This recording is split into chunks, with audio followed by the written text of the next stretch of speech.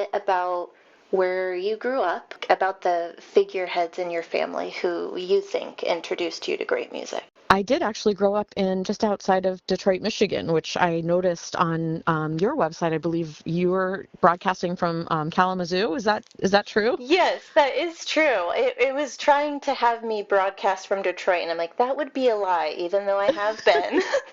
Right, Yes, I'm on the exactly. other side. That's so cool. It's a neat connection. I remembered that we shared. But yeah, so I actually did not grow up in the city, but my the way that we got there is my both sides of my family, my mother's family and my father's family were from the hollers of Appalachia, and they were in the coal mining industry. My great grandfather made moonshine, everything that everything that you sort of stereotypically know to be true about the area. That was where my That was, family came from, yeah. and they were, not super wealthy. So I grew up with the influence of that culture from all directions. I think one of the biggest influences for me was along my dad's side of the family, who came from a small town called Hangin' Limb, Tennessee, in Overton County. We would go down there in the summer times to visit. I was very fortunate to have been able to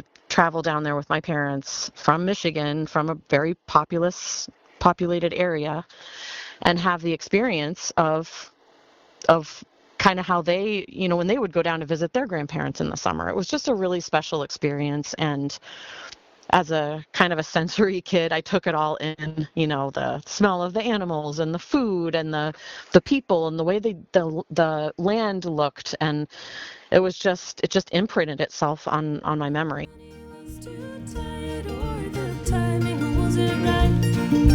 Maybe he got down on one knee. For no matter the season, it's time to let the breeze in and know we're in good company.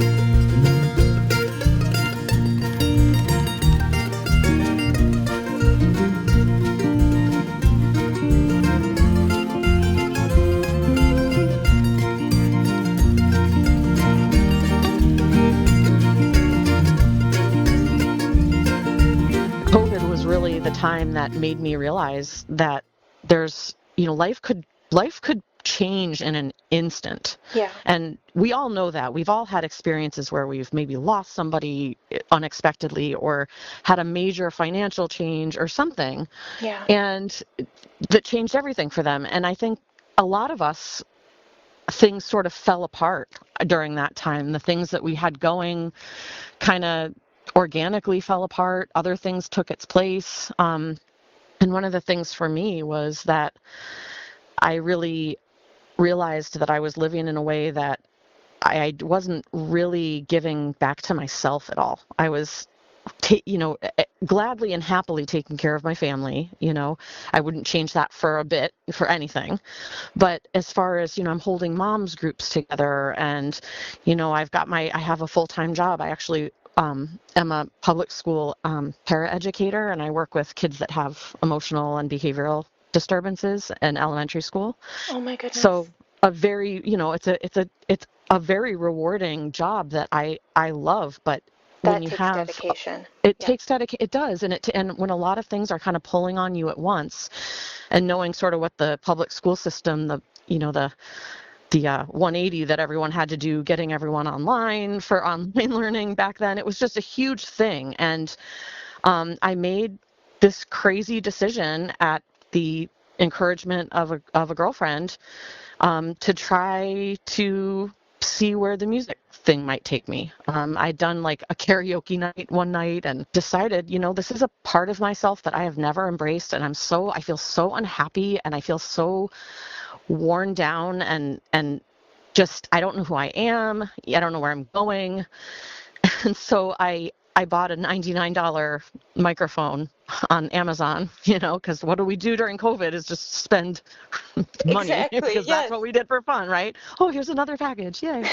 But it happened to be a microphone. And so Wow. I downloaded a few like instrumental tracks off of YouTube and taught myself how to record my voice over GarageBand. Just like made some recordings and started working a little bit on my sense of self and a little bit on the parts of me that I've been sort of shoving down in favor of other things.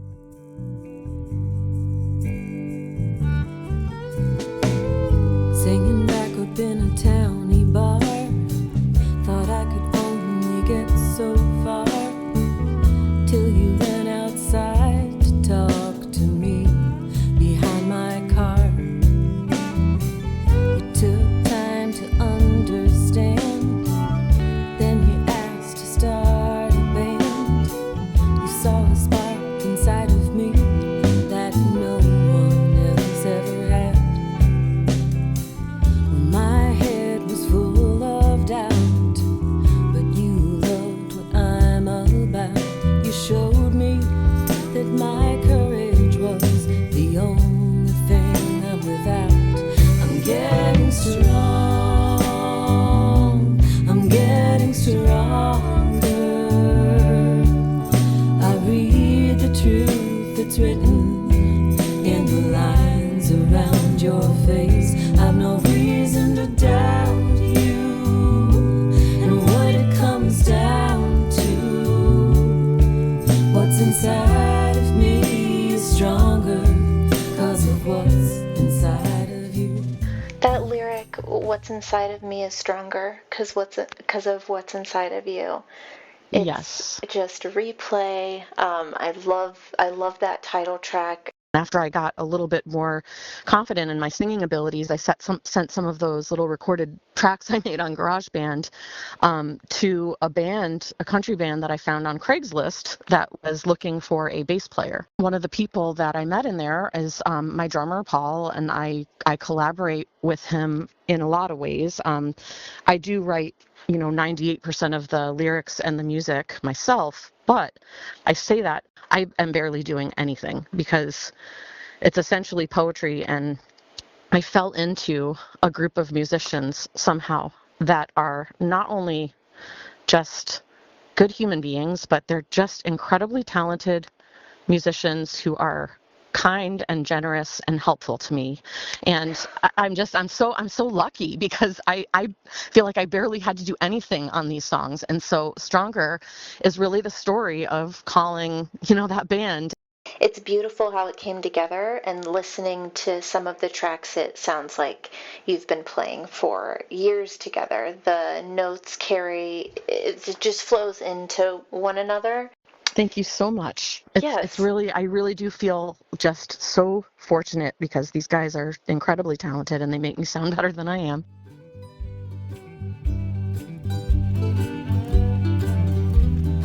Around Nemo's table with the leaf put in, whoever sat there became her kin. Rolling chairs on linoleum, in trouble for spinning around in a. You could tell it was almost time to eat, 'cause Papa got a step stool for another seat and unfolded some brown metal chairs, the kind that pinched and pulled out hairs. No matter who came through the door, Nemo's table had room for one more. No matter who came through the door, Nemo's table had room for one more. Country crock mixed with honey made the cornbread extra yummy. Garden tomatoes in a jar. My daddy's strumming on an old guitar. A bit of Tennessee right there in Detroit. Her cooking would never disappoint. Simple meals that fed the soul, learned in the days of mine. But yeah, Room for One More is really a picture that I'm painting of my upbringing and just sort of the happiest times in my life where I knew that I could walk into my grandparents' home and I would be loved and I would be doted on and I would eat really good food and, I would laugh and I would hear good music. And Yeah. my dad had a sister that I was raised closely with. My cousins, they would get together and play euchre and pinochle, and we would just go into the back room and make silly recordings or sing songs or play the old games that they had back there. It was just it's a memory that I'll treasure forever.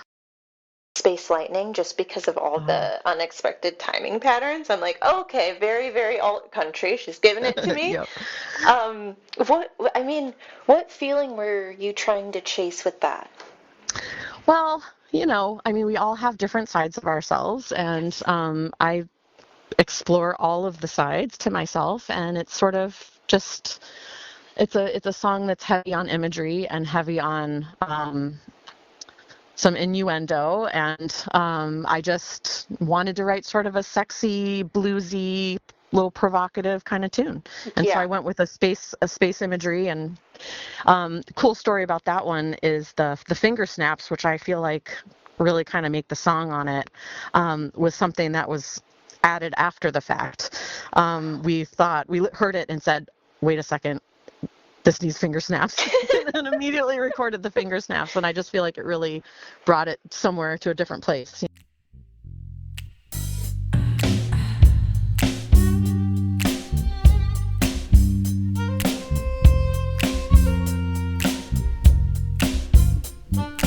Buzzing through space, surrounded in blue, and I know what I'm gonna do. I break out now, I'm floating in orbit. Give me just a little bit. Give me just a little bit.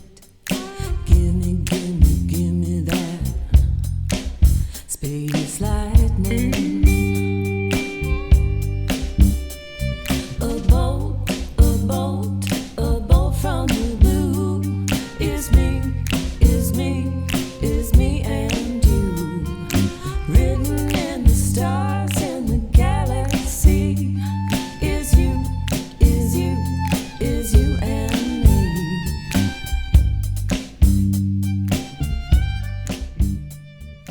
You could write a letter to yourself before you decided to get that microphone on Amazon and before you listened to Hey There. What would it say? You have no idea how good it's going to get. You have no idea. Just keep going. That's what I'd say. That's beautiful. Thank you so much for talking to me. Thank you so much.